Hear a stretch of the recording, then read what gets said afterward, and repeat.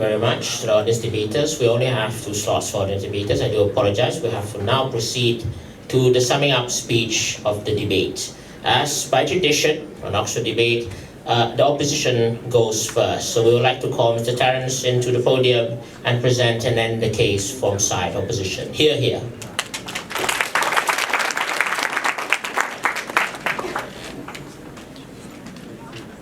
Before I start, I just want to remind everyone that whatever all of us say in this debate eventually, they're not a reflection of our personal views.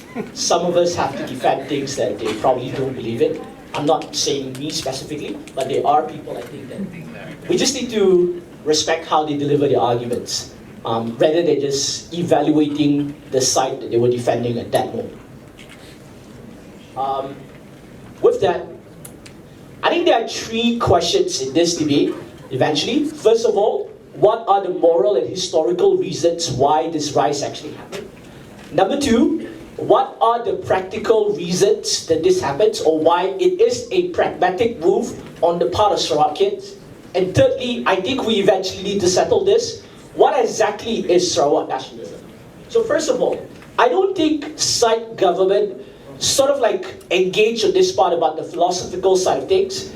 I don't think they denied the fact that after Singapore was kicked out of Malaysia, the seats that were allocated for Singapore were never redistributed, making it hard for Sabah and Sarawak, who were supposed to be autonomous, to fight against the eventual 2/3 majorities that Malaya has within Parliament. So whatever Malaya wants to do, they could always push it through, and that's the main reason why we have so many laws that work against us, and why so many of our resources went to West Malaysia. And as Sarawakians, we saw other states eventually developing through our oil money. And we saw other nations becoming rich because of that, and it's only fair that we get angry because of it. And I think it's a rational anger, and that is a philosophical justification for it. But number 2, let's talk about the practical reasons. And I'm going to give the government bench the benefit of the doubt here. And I think what they meant when they argued unity was not just about racial unity, but I think what they wanted to argue was about the powers of federalism, and how the system of federalism allows a win-win scenario in that sense. Now, in theory, let's say if you are equal, and let's say, for example, let's emulate the United States in the sense that they do have a federal system where there is money that goes into the government that gets paid out to different states. But you cannot have that argument here when a huge chunk of the money does not come back to us, and there is a lopsided agreement on how did we get into that federal system in the first place. So how then you have negotiations to work within that federal system? And the only way you can do this, if there is a strong grassroots movement that believe in this Sarawak nationalism to fight for those rights, and eventually it translates or manifests within our political system. Yes, they may be opportunists. I'm not going to lie that there are people who are not good characters who may abuse it.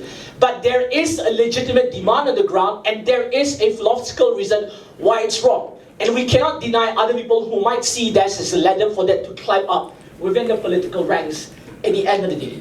So the only way that you can negotiate in a fair manner is when you have a greater push, and when there is a willingness to talk about these wrongs in the past. And if you want to talk about unity, you can't use the argument of unity when it is one side is actually being wrong in the process. That's not unity. For the argument for unity to work is when one side is actually being the oppressor here. And you can't claim us to be the oppressor in this sense, and you can't demand unity from us. We need that reciprocation from the other side instead. Which then leads to the third question here. What is Sarawak nationalism? I don't think it's fair to say Sarawak nationalism is ethno-nationalism, because we do practice a form of civic nationalism, like what my friend Ian said here, that is a collective idea that is not based on just race, not just based on class, not just based on your personality, but the idea of Sarawak in itself. Yes, there are other elements like Sarexit or S4S and so on, but there is still a legitimate grievance that exists from that, and in order for you to deal with it is to deal with a lot of the demands about autonomy and why do they feel slighted in the concept of Malaysia today. While I don't necessarily think that Sarexit is the best eventual outcome, I do think there is a legitimate reason for that. And pride alone cannot solve things. But the environment that is created through the initiatives that the Sarawakian government with the nationalist band could do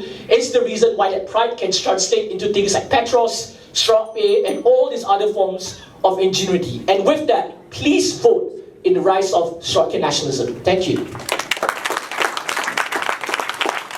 Thank you for that wonderful speech, Mr. Terence. We now like to call the summing up speech from Proposition, Mr. Ahsan, to sum up the Proposition speech.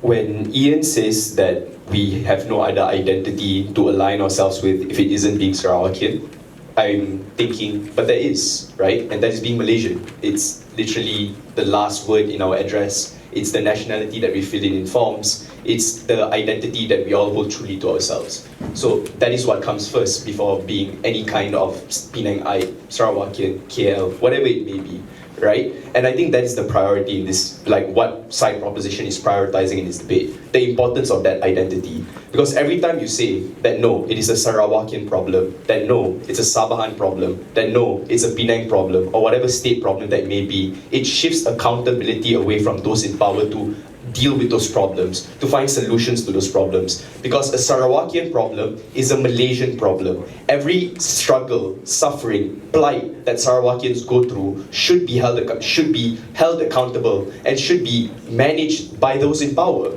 Because when we say that it is not like people in the West or the governments in the West do not understand this, or they don't understand where we're coming from, or they don't sympathize with us, or they don't give us enough resources, that is even more reason for us to ask them for these things. That is even more reasons for us to engage in discussions with them. And ideas of nationalism, which can easily be skewed by those in power, which can easily be manipulated to gaslight citizens, to gaslight the population, to raise sentiments, to rile people up, does not do anything. Because notice, Judge, and notice, Mr. Speaker, how they approach their arguments. There is no proof of exclusivity at all. They don't prove to us why all this progress that we have seen, why all the things that we have achieved in Sarawak is actually due to nationalism, right? Because there is no proof. There is no way that you can prove that. Because what we can say and what we have shown to you is exactly the fact that when you address these problems as Malaysians, that when you go to the West and you tell them, look, the reason why you need to find solutions to this, the reason why you need to help us is not because we're just some stepchild of Malaysia, it's because we are actually Malaysians, and that is why these solutions are necessary. But you don't get those form of solutions on your side when you rile up emotions of nationalism, which can lead to things like Sarawak exit, which leads to ideas and identities that are exclusive only for Sarawakians, that makes it easy for the West to say,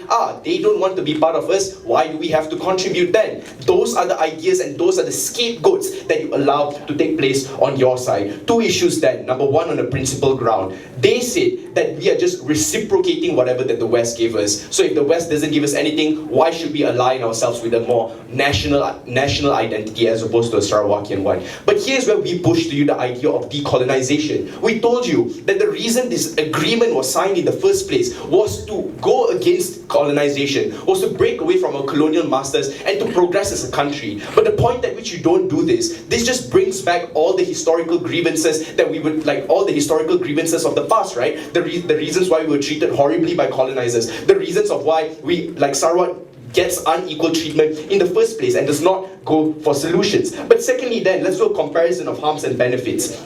We talked to you about political abuse, the fact that this is a sentiment that can easily be manipulated by people in power. No response to that. They say it's the same on both sides. But if it's the same on both sides, why not you go with the side that's less easy to manipulate, right? Because if you hold an identity that's more of a national one, then it's much less it's harder to manipulate that identity into making it seem like it's exclusive to Sarawakians. Therefore, holding those in power actually accountable. They talked about why they get to build exclusive institutions, things like Petros, things like TVS and stuff like that. But they need to prove us the significance of these things. Because I already pointed out that they don't prove this exclusive. But at the point at which you say you want to build exclusive institutions, that is when you don't get paid your penance. That is when you don't get paid what you are actually owed by the West government. Because the point at which you break away from the West and you say, you know what, we want to build our own exclusive institutions, we want our own things, that is when the West will say, fine by me, it saves our money. But that is where Catherine tells you the importance and the necessity of unity. The idea of why a national identity and engaging with the West is